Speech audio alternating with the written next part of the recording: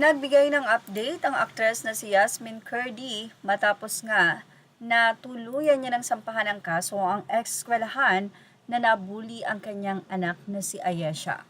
Sa kanyang naging post, sinabi ni Yasmin na we are deeply grateful to Attorney Ade, Attorney Peeng, Attorney Reg, and Attorney Jojo for their unwavering support and guidance to our family. And to all my professors in law school, thank you for your advice and guidance.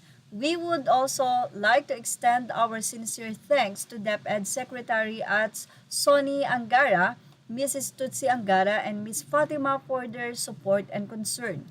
Last year, upon at Ayesha Zarasol de Villa request, we formally filed our complaint with at DepEd Philippines with complete and factual evidence as her parents.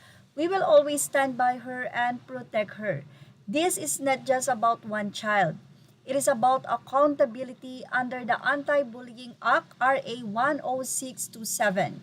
Schools are required to act, and when they fail, DepEd has the authority to investigate and impose sanctions. Thank you, DepEd, for listening to Ayesha and prioritizing the welfare of victims. Parents and kids, speak up. If schools do not act, you have the right to elevate your concerns. Safe hotlines, ibinigay nga nitong si Yasmin Curdy sa kanyang Facebook post. Bisitahin nyo na lang po ang nasabing hotline kung paano kayo makakapagsumbong kapag ka po kayo ay medyo naagrabyado na sa inyong eskwelahan. Matatandaan na pinag-usapan sa social media ang panawagan noon ni Yasmin sa naging pambubuli sa kanya ng eskwelahan ng kanyang anak.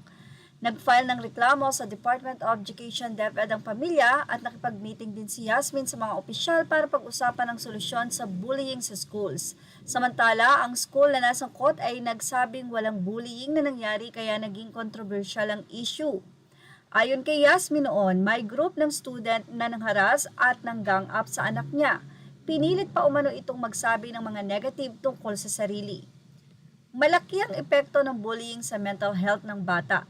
Kailangan ng support ng pamilya, therapy, mabilis na aksyon ng school. Kaya naman inihayag noon ni Yasmin na ang kanyang anak ay dumaan sa 6 na buwan na pagte-therapy. Sa ngayon ay nilalaban nga ni Yasmin at ng kanyang asawa ang karapatan ng kanilang anak bilang estudyante.